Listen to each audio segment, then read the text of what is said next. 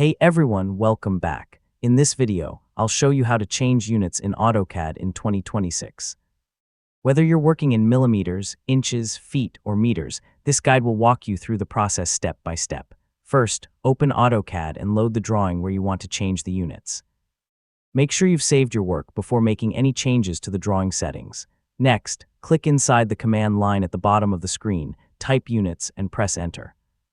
This will open the Drawing Units dialog box. Now locate the length section.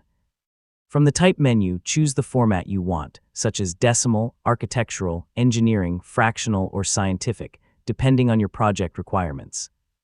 Next, open the Insertion Scale drop-down menu and select the unit you want to use, such as millimeters, centimeters, meters, inches, or feet. This setting determines how objects are scaled when they're inserted into the drawing.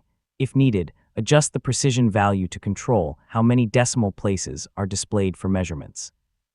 After you've finished making your changes, click OK to save the new unit settings. Review your drawing to confirm that the units are displayed as expected. Finally, if you're working with drawings created in a different unit system, use the Scale command when necessary to resize objects correctly. And that's it.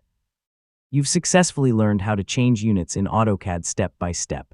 And don't forget to like, share, and subscribe for more helpful tutorials just like this.